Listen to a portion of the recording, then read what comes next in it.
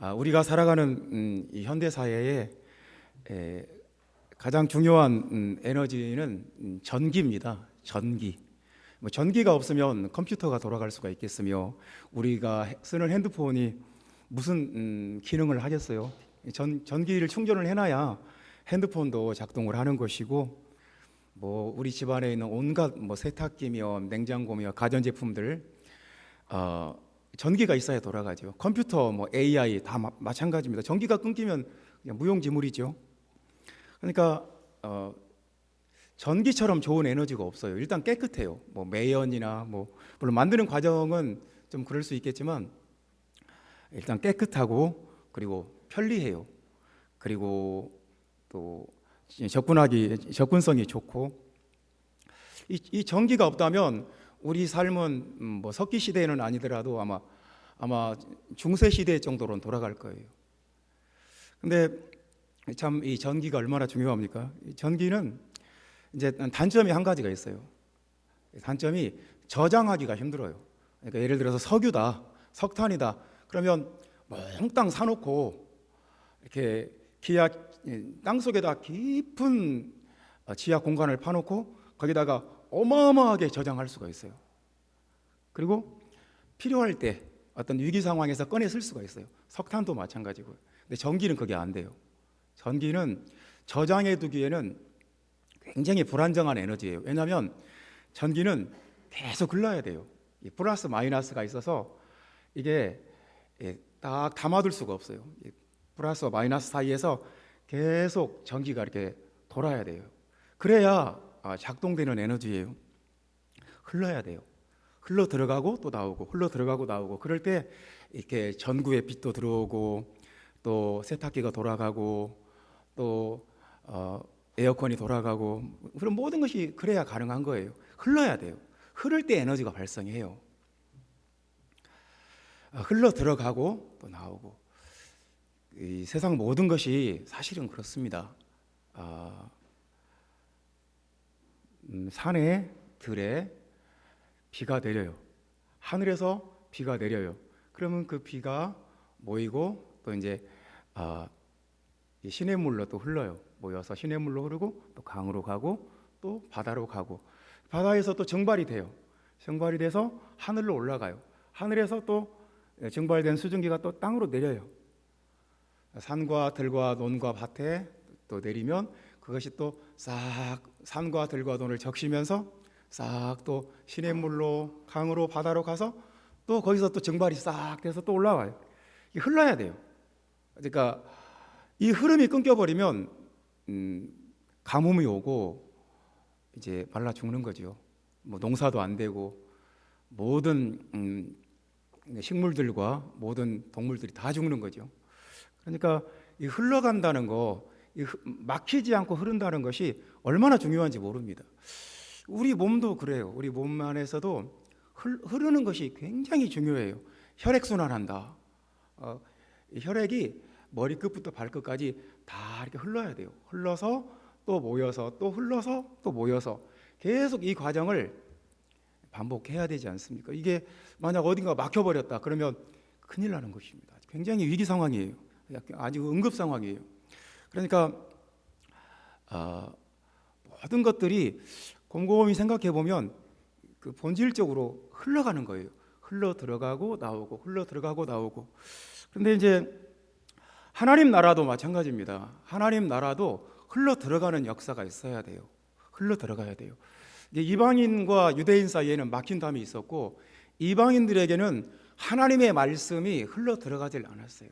하나님의 은혜도, 하나님의 복음도, 그 어떤 것도 흘러 들어가질 않았어요. 막혀 있었어요. 그런데 이제 오늘 본문에 이제 그런 얘기예요.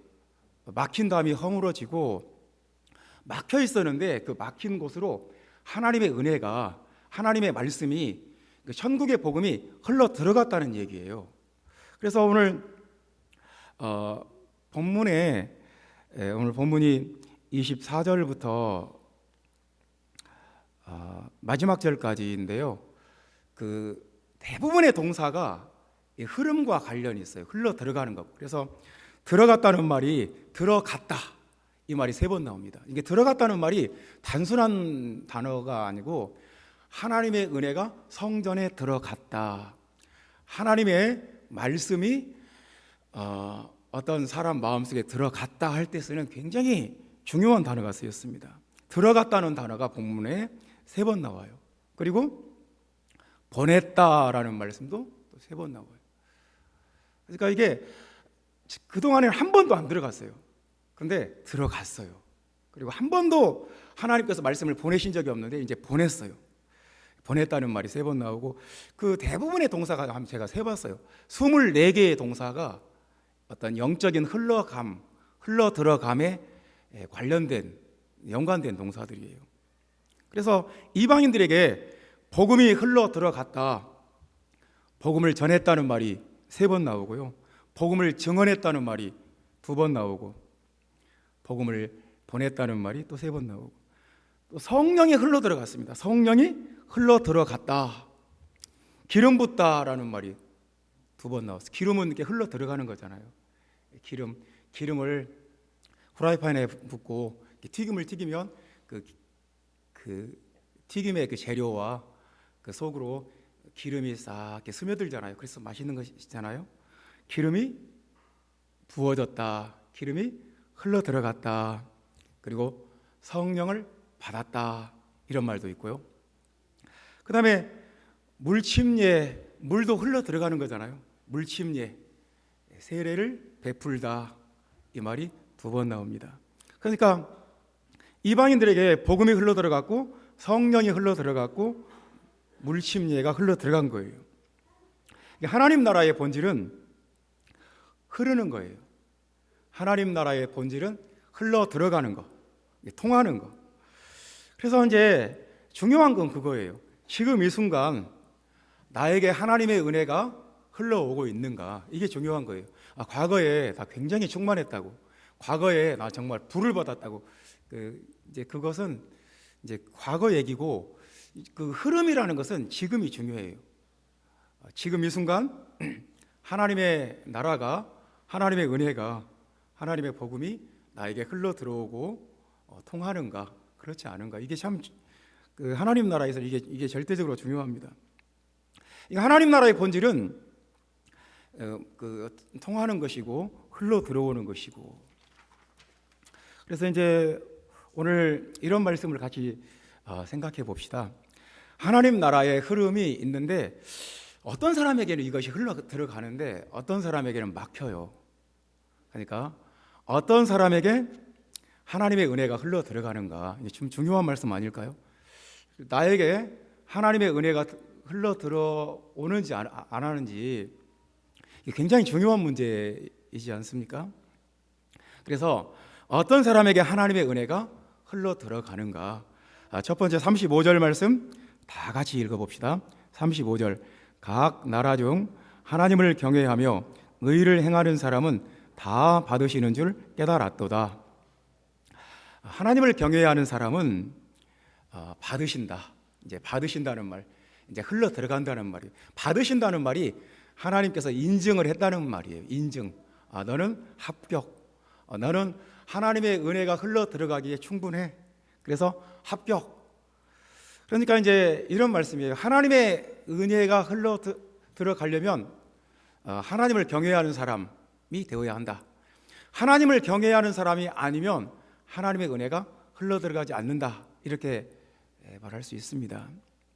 참, 우리가 죽고 사는 것이, 우리가 축복받고 저주받는 것이 하나님의 은혜가 흘러 들어오느냐 아니냐, 여기에 달려있지 않습니까? 하나님의 은혜가 나에게 흘러 들어오지 않으면 대신에 뭐가 흘러 들어오겠어요? 세상이 흘러 들어오고, 마귀가, 사탄의 권세가 흘러 들어오는 것. 어떤 영적으로, 이건 영적인 세계는 명백해요. 영적인 세계는 중간지대가 없어요. 영적인 세계는 하나님의 나라냐 그렇지 않으냐 딱 나눠져요. 그래서 하나님의 은혜가 흘러들어오지 않으면 내가 이 세상의 흐름과 사탄의 그 억압과 그 묶임 속에 매이게 되는데, 하나님을 경외한다는 것이 얼마나 중요한 일입니까? 그러니까 하나님을 경외해야 한다는 말이 참 우리가 어떻게 설명하면 좋을까요? 그래도 한번 깊이 묵상을 해봅시다. 하나님을 경외해야 한다는 말의 반대말을 생각해 봅시다. 그 말은 하나님을 멸시한다는 거예요. 하나님을 멸시한다. 하나님을 무시한다. 그러니까 하나님을 우리가 멸시해요. 그리고 하나님을 무시해버려요. 그러면서 하나님의 은혜가 나에게 흘러 들어오기를 기대할 수 있을까요? 하나님께서 그 사람에게 흘러 들어가게, 영육 간의 신령한 축복과 땅에 기름진 축복이 흘러 들어가게 해주기를 원하실까요? 내가 하나님을 자꾸 무시해버리는데 그건 뭔가 말이 안 되는 거죠. 그래서 우리에게 중요한 것은 그거예요. 하나님을 경외하는 거예요. 항상 하나님을 경외하기 힘든 두 가지 이유가 있어요. 사람들이 하나님을 경외하지 않는 두 가지 이유. 첫 번째는 하나님이 눈에 안 보여요. 하나님이 눈에 안 보이니까 하나님 어디 있나 하고 쉽게 무시해요. 그렇지만 하나님이 살아계시고 보이지 않 공기가 존재하듯이 우리 곁에 가까이 계시고, 근데 내가 자꾸 말로나 내 마음으로나 생각으로나 내 언행 심사로 하나님을 무시해버려요. 그러면 어떻게 하나님의 은혜가 나에게 흘러 들어오겠어요? 두 번째 이유는 우리가 하나님을 무시해도 별일이 없어요. 그러니까 하나님께서 즉각 심판을 안 내려요. 그러니까 우리가 하나님 앞에 경솔하게 행동하고 아주 좀 하나님을 무시하는 행동을 해도 하나님께서 바로바로 벌을 안 줘요. 그러니까 오래 참으세요. 회개할 기회를 주고 깨달을 시간을 주고 변화받을 기회를 자꾸 주세요. 근데 끝까지 고집을 부려요. 그러면 이제 심판을 받는 거예요. 끝까지 회개하지 않아요. 그럼 심판을 받는 거예요. 하나님께서 우리에게 바로바로 심판을 내려버린다면 우리가 어떻게 살겠어요? 근데 하나님이 바로바로 심판을 안 해버리니까 이렇게 살아도 아무 상관없구나, 아무 문제 없구나, 자꾸 죄를 반복하는 거예요. 하나님을 경외해야 한다는 것은 굉장히 영적인 것이고 굉장히 수준이 높은 거예요. 형제자매 여러분, 하나님을 경외해야 하는 것은 평생 배워야 되는 거예요. 오늘 나는 하나님을 경외한다 그런 건 없어요. 계속해서 내 삶의 이런 정황에서, 이런 상황에서 하나님을 경외해야 한다는 것은 무슨 뜻일까? 내가 여기서 어떻게 하는 것이 하나님을 경외하는 것일까? 스스로가 배우고 깨닫는 것이 필요해요. 계속해서 하나님을 경외하는 마음과 자세와 이 태도들을 계속 배워나가는 거예요. 나는 하나님을 경외하는 사람이다, 나는 더 이상 하나님을 경외하지 않아, 그런 건 없어요.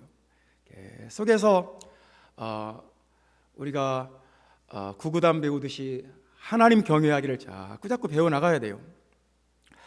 하나님을 경외하지 않으면 어떻게 되냐면 누가복음 18장 4절에 불의한 재판관이 이렇게 말해요. 내가 하나님을 두려워하지 않고 사람을 무시하나, 그래요. 이렇게 이어져요. 인과관계예요. 하나님을 두려워하지 않으면 사람을 무시하게 돼요. 그러니까 내가 자꾸 다른 사람을 무시하는 마음을 갖고 있다, 그러면 이건 하나님을 경외하지 않고 있구나, 그렇게 생각해도 돼요. 그래서 하나님께서 싫어하시는 것, 하나님께서 미워하시는 것, 하나님을 경외하지 않는 사람들이 하는 것 4가지가 있어요. 교만하다고 그랬어요. 하나님을 경외하지 않는 사람은 교만해요. 자기가 최고인 줄 알아요. 자기가 제일 잘났고 자기가 제일 똑똑해요. 오만해요. 이 오만하다는 말은 다른 사람을 자기 발 밑으로 생각해요. 악한 행실을 해요. 악한 행실은 뭐냐면 다른 사람에게 상처 주는 행동을 해요. 자기 아내가 있는데 막 바람을 핀다거나, 이건 자기 아내나 자기 가족들에게 씻을 수 없는 상처를 남기는 거예요. 또 패역한 입, 말로써 죄를 막 지어요. 말로 자꾸 사람에게 상처 주고 불편하게 하고 고통을 주고 패역한 거예요. 그러니까 하나님을 경외하지 않으면 이런 모든 악함 속에 빠지게 돼요. 이런 악함에 빠지지 않도록 예방주사를 놓는 것이 하나님을 경외하는 거예요. 예수님이 명령을 했어요. 오직 몸과 영혼을 능히 지옥에 멸하실 수 있는 하나님을 두려워해라. 하나님만 두려워해라. 사람을 두려워하지 말고 하나님을 두려워해라. 주님이 이렇게 말씀했어요. 그러니까 하나님을 두려워하지 않으면 사람을 두려워하게 돼요. 사람은 눈에 보이거든요. 하나님을 두려워해라. 마태복음 10장 28절에 예수님이 그렇게 직접 명령을 했어요. 예수님이 명령했으니까 우리는 하나님을 경외해야 돼요. 고넬료는 하나님을 경외하는 사람이었어요. 그러니까 고넬료가 하나님을 경외했다는 것은 특별한 거예요. 왜냐하면 고넬료는 가이사랴의 군대 장교였어요. 가이사랴는 로마 총독의 관저가 있는 곳이에요. 그러니까 예루살렘이 유대 나라의 중심이라면 어떤 행정 수도 같은 곳이 가이사랴예요. 이 항구 도시인데, 근데 그 가이사랴의 로마 총독 관저를 지키는 경호부대가 이 고넬료가 속한 부대예요. 그러니까 예나 지금이나 이 총독이나 왕의 경호부대는 최정예 군대가 지켜요. 그 나라에서 제일 무술 잘하고 몸 좋고 운동 잘하고 총 잘 쏘고 모든 면에서 뛰어난 사람들이 경호부대에 들어가요. 우리나라에서도 청와대 지키는 부대다 그러면 대한민국에서 최고로 훌륭한 뛰어난 사람들만 그 부대에 들어가잖아요.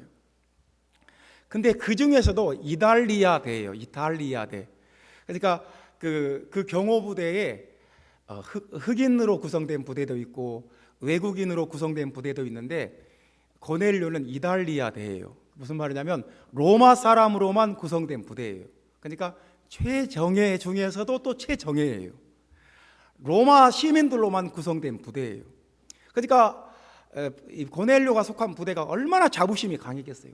지금도 특전사 나온 사람하고 해병대 제대한 사람하고 둘이 앉아있으면 누가 더 세냐 그러면 절대 양보하지 않습니다. 우리 특전사가 최고다 그러고 뭔 소리냐 해병대가 최고다 절대 양보하지 않습니다. 자부심으로 사는 자부심 하나밖에 없는 그것을 생명으로 생각하는 부대인데 더군다나 점령지의 부대의 백부장이에요. 장교예요. 얼마든지 오만불손할 수 있고 얼마든지 사람을 무시할 수 있고 얼마든지 거만하게 행동할 수 있어요. 그럼에도 불구하고 고넬료는 하나님을 경외하는 사람이었어요. 하나님께서 그런 것을 굉장히 귀하게 보시는 거예요. 이 사람은 참 하나님을 경외하는 사람이구나. 하나님께서 그 사람에게 통하는 거예요. 경외하는 사람에게 하나님의 나라가 흘러 들어가요. 기도할 때 환상이 보이고 천사가 나타나고 그 천사의 음성을 듣고 그 결과로 그걸로 끝나는 것이 아니라 그 결과로 하나님 나라의 복음이 이방인 최초로 그에게 흘러 들어갔어요. 그러니까 우리가 복음을 들었다, 복음이 나에게 선포되었다, 이건 놀라운 거예요. 이건 엄청난 사건이에요. 내 인생에 엄청난 사건이 벌어진 거예요. 고넬료에게 베드로가 전하는 복음이 흘러 들어갔다는 것은 이건 엄청난 사건입니다. 놀라운 사건이에요. 그래서 왜 그 사람에게 하나님 말씀이 선포되었는가? 왜 그 사람에게 이 사도들이 전하는 복음이 전파가 되었는가? 고넬료가 하나님을 경외하는 사람이었기 때문이다.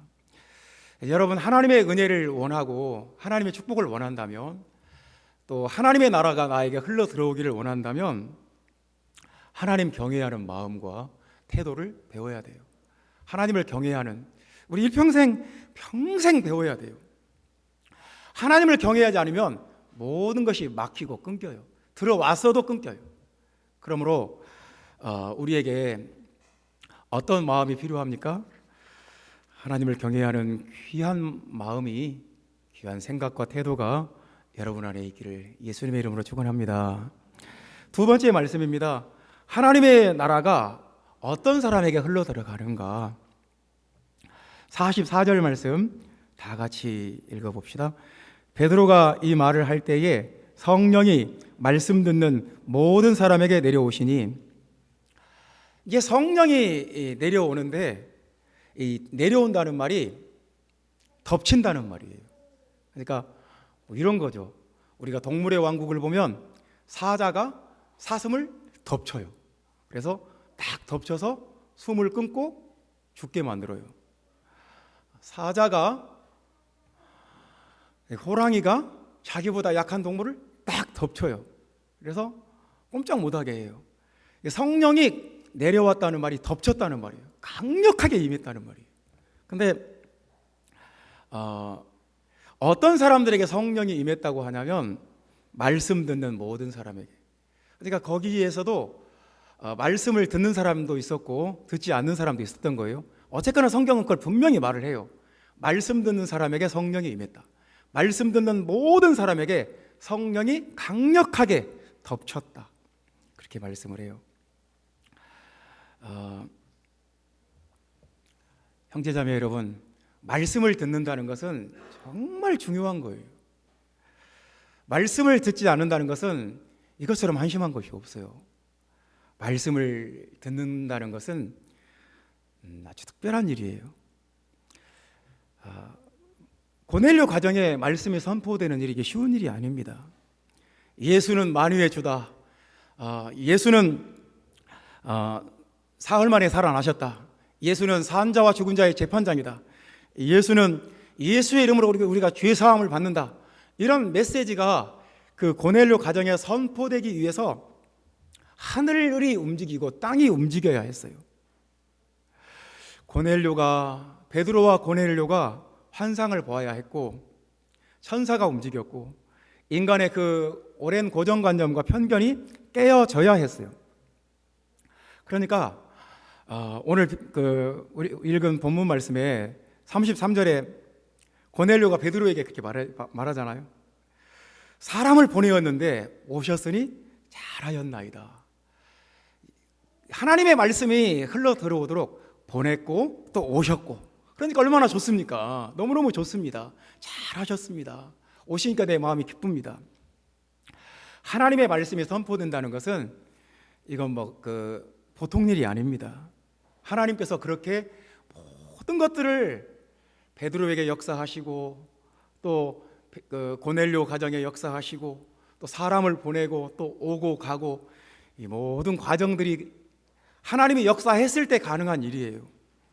그래서 일단 말씀이 선포된다는 것 자체가 사건이에요. 고넬료는 말씀을 듣기 위해서 24절 말씀에 보면 그의 친척과 가까운 친구들을 다 모았어요. 말씀 듣자. 오늘 우리 특별한 말씀을 듣자. 하나님의 말씀을 듣자. 친구들아 다 모여라.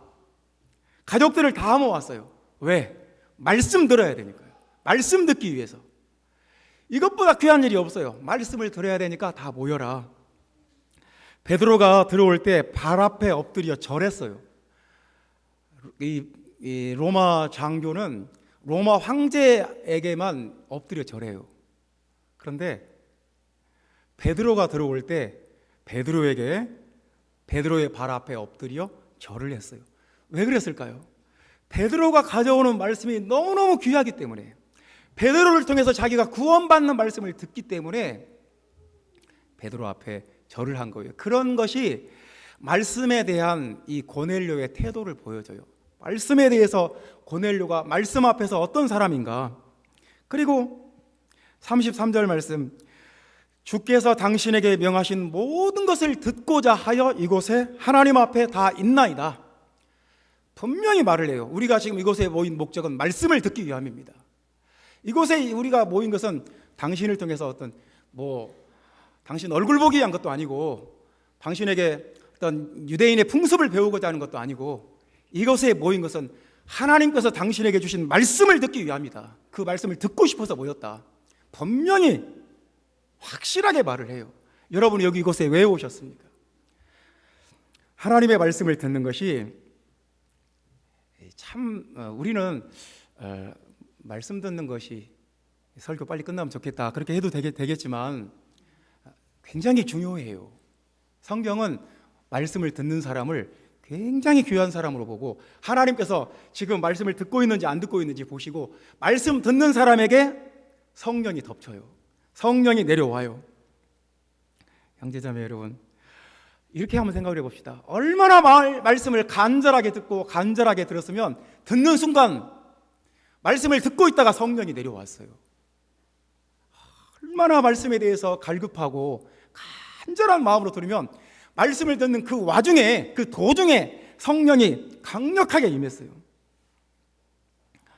여러분, 우리 하나님의 임재는 어떤 사람에게는 전혀 느껴지지도 않아요.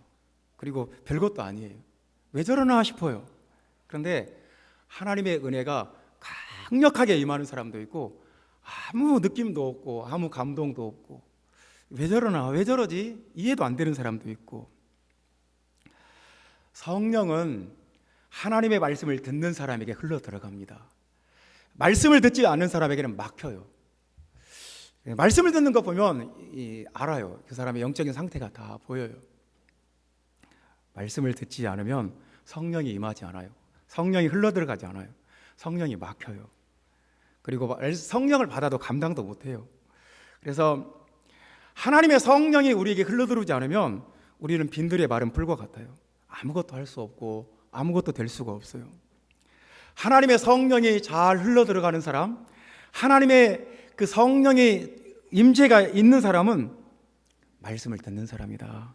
간절한 말씀으로 말씀을 듣는 것이 그 사람의 인격이고 그 사람의 영성이고 그 사람의 신앙이에요. 그 사람의 수준이에요.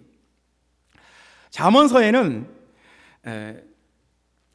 어리석은 자와 어리석지 않은 지혜로운 자, 미련한 자와 명철한 자, 악한 자와 총명한 자, 이 나누는 기준이 있어요. 어떤 사람이 어리석은 사람이냐? 잘 안 듣는 사람. 훈계의 말씀을 잘 안 듣는 사람은 100% 어리석은 사람이고 이건 100% 멸망하는 사람이에요. 절대로 구원 못 받아요. 멸망해요. 근데 잘 듣는 사람, 이 사람은 지혜로운 사람이에요. 명철한 사람이고 총명한 사람이고 똑똑한 사람이고 이 사람이 훌륭한 사람이에요. 하나님 나라에서는 그게 중요해요. 하나님의 말씀 앞에서 우리는 어떤 사람이 되어야 되겠습니까? 하나님의 말씀을 듣고자 하여 하나님 앞에 있나이다. 말씀을 듣는 것이 우리에게 참 중요한 일이 되어야 되지 않겠습니까? 하나님의 말씀을 듣는 사람이 되시기를 예수님의 이름으로 축원합니다. 세 번째 말씀입니다. 어떤 사람에게 하나님의 은혜가 흘러 들어가는가? 47절 말씀 다 같이 읽어봅시다. 이에 베드로가 이르되 이 사람들이 우리와 같이 성령을 받았으니 누가 능히 물로 세례 베풀물 그 말이요 하고. 성령을 받은 사람들이 이제 베드로가 보니까 이제 이 이방인들이 성령을 받은 사람들이 되어버렸어요. 또 달라요. 그러니까 하나님을 경외하는 사람에서 말씀을 듣는 사람에서 이제는 성령을 받은 사람이 되었어요. 그러니까 베드로가 볼 때 이 사람은 이제 유대인과 똑같은 사람이에요. 유대인들은 이방인들을 뭐라고 부르냐면 이방인이라는 말 자체가 굉장히 무시하는 말이에요. 이방인이라는 말 자체가 굉장히 차별적인 말이에요. 이방인이라는 말이 무슨 뜻이냐면 원시인이라는 말이에요. 원시인.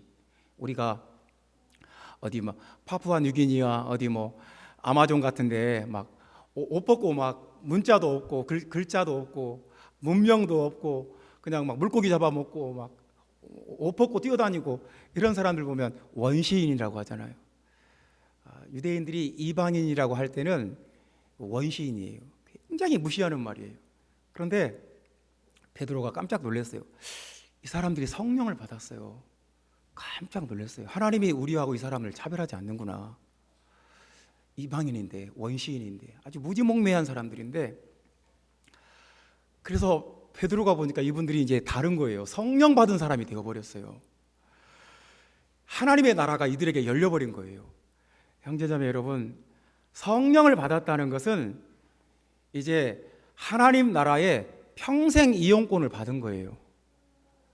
그러니까 예를 들어서 내가 호텔 뷔페에 평생 이용권을 가지고 있다고 합시다. 아무 때나 가서 먹을 수 있어요. 근데 이걸 가지고 한 번도 안 가요. 그러면 무슨 쓸모가 있어요? 하나님께서 우리에게 성령을 주실 때는 이마에 도장을 딱 찍어주세요. 하나님 나라의 평생 이용권, 평생 하나님의 나라가 나에게 흘러 들어올 수 있고 하나님의 은혜와 축복과 기름 부음이 나에게 쏟아져 들어와요. 근데 내가 그것을 안 써요. 아니, 서울시의 최고급 호텔 뷔페 이용권을 내가 가지고 있는데 귀찮다고 한 번도 안 가요. 안 먹어요. 그럼 무슨 쓸모가 있어요? 이게 무슨 의미가 있어요? 하나님께서 우리에게 성령을 주실 때는 우리에게 구원받은 사람이라고 도장을 찍어주신 거고, 우리에게 하나님 나라의 평생 이용권을 주신 거예요. 사용해야죠. 이 이용권을 안 쓰고 계속 성령을 한번 딱 받은 것으로 끝나버리면 이게 얼마나 우스운 일입니까? 형제자매 여러분, 성령을 받으면 성령 받은 사람은 방언을 말해요. 그래서 여러분 기도할 때 방언 말하기를 계속 사모하세요. 방언 말하기를 시도하세요. 우리가 예를 들어서 제가 스리랑카를 갔어요. 그 나라 말을 한마디도 몰라요. 인사말 정도는 알아요. 아유보안, 이 인사말이래요. 근데 아무 말도 할 수가 없어요. 그래서 그 나라에서는 나는 뭐와 같냐면 조그만 어린 아이만 또 못해요. 어린 아이는 말을 쫑알쫑알쫑알 하는데 나는 그 나라 말을 한마디도 못해요. 그래서 아무것도 할 수 없어요. 아무것도 못해요. 그러니까 말을 한다는 것은 권세고 능력이에요. 우리가 방언으로 말을 한다는 것은 권세고 능력이에요. 방언으로 기도할 때 권세가 나타나고 능력이 나타나요. 우리가 말을 함으로써 나의 권세가 세워지는 거고 나의 능력이 나타나는 거잖아요. 내가 말을 못한다, 내가 실어증에 걸렸거나 벙어리다, 아무 말도 못한다, 그럼 아무 능력도 없어요. 내가 방언으로 말할 수 있고 방언으로 기도할 수 있다, 권능이 나타나고 권세가 주어지는 거예요. 하나님 나라의 권세가 생기는 거예요. 방언으로 기도하는 건 참 좋은 일입니다. 귀한 일이에요. 자꾸 하나님을 높여요. 베드로가 누가 능히 물로 세례 줌을 금하리요, 이 말 속에는 베드로가 고민했다는 것을 알 수 있어요. 이 사람들에게 세례를 줘도 되나? 이방인인데 이방인에게 예수 그리스도의 이름으로 세례를 줘도 되나? 굉장히 고민을 했는데 금하리요, 금할 수 없다는 말입니다. 그러니까 이제 예수 그리스도의 이름으로 세례를 줄 때는 이 사람과 나와의 막힌 담이 다 무너져 버리고 형제 자매예요. 하나님의 유업을 이을 자가 된 거예요. 똑같은 권속이에요. 그러므로 이제부터 너희가 외인도 아니고 외국인도 아니고 손도 아니요 손님도 아니요 오직 성도들과 동일한 시민이요 천국의 시민이요 하나님 나라의 권속이라. 이 말을 바울이 에베소서에서 했을 때 듣는 사람들은 깜짝 놀랐을 거예요. 우리가 하나님의 가족이라고? 우리가 이방인인데? 그러니까 그 당시에는 이 신족 세계 어떤 이 집단주의 문화, 지금처럼 개인주의 세계가 아니었기 때문에 내가 하나님의 권속이라고 깜짝 놀라는 거예요. 충격받는 말씀이에요. 우리가 성령을 받으면 침례를 받음으로 하나님 나라의 권속이 돼요. 그러니까 이방인이니까 성령을 먼저 받고 침례를 나중에 받았겠지요. 형제자매 여러분, 우리가 성령을 받은 사람은 침례를 받고 하나님의 권속이 돼요. 보이지 않는 하나님의 그 장자들이 총회에 들어가요. 그래서 우리가 성령을 받고 하나님의 그 대가족 안에 속한다는 거, 하나님의 권속 안에 속한다는 거, 우리 정체성이 완전히 바뀌고 우리의 어떤 삶의 목적과 방향이 완전히 바뀌어요. 성령 받은 사람은 성령 받지 않은 사람과 전혀 다른 사람이에요. 성령 받은 사람에게는 하나님의 나라의 그 넓이와 길이와 높이와 깊이가 자꾸 열려요. 계속 하나님의 나라가 열려나가는 역사가 있어요. 40절 말씀 보면 이런 말씀이 있어요. 명하여 예수 그리스도의 이름으로 세례를 베풀라 하니라. 그들이 베드로에게 며칠 더 머물기를 정하니라. 머물기를 정했다. 하나님의 성령을 받으면 그 하나님의 임재 안에 머물기를 원해요. 너무너무 좋거든요. 성령을 충만히 받고 그 임재 속에 거하면 그 세상의 그 무엇과 비교할 수가 없어요. 세상의 오락과 세상의 그 맛있는 것과 세상의 그 명예와 세상의 그 뭐 레저와 세상의 그 여행과 그 세상의 그 어떤 체험도 성령 안에 있을 때 그것을 대신할 수가 없어요. 그러니까 머물고 싶어요. 계속해서 그 임재 속에 머물고 싶고 더 깊이 들어가고 싶고 그런 강렬한 욕망이 생겨요. 형제자매 여러분, 그래서 성령을 받았어 끝이야 그런 건 아니에요. 성령 받은 사람은 이제 하나님의 나라가 열린 거예요. 계속 이제 그 문이 열린 거예요. 물심례가 열리고 그 하나님의 임재 속에 머무는 것이 열리고 방언을 말함으로 권세 있는 능력 있는 삶이 열리고 계속해서 하나님 나라가 열려 나가요. 근데 그냥 다 됐다, 나는 성령 받았으니까 다 끝났다, 나는 방언했으니까 다 끝났다, 이건 아니고요.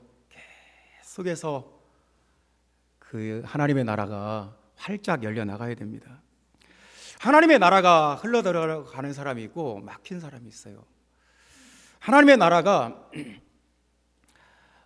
우리에게 막히면 대신에 다른 악한 영이, 다른 세상의 영이 그 자리를 대신해요. 그래서 하나님의 나라가 흘러 들어온다는 것은 너무너무 귀한 일이고, 하나님의 나라가 어떤 사람에게 흘러 들어갑니까? 하나님을 경외하는 사람에게 예수 그리스도의 복음이 선포되었어요. 하나님을 경외하는 사람 되시기 바랍니다. 말씀을 듣는 사람에게 성령이 내려왔어요. 말씀을 듣는 사람 되시기 바랍니다. 성령 받은 사람에게 하나님의 나라가 완전히 열렸어요.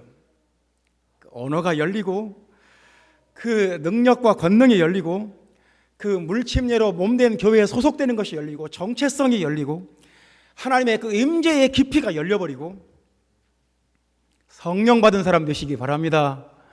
성령을 계속해서 받아야죠.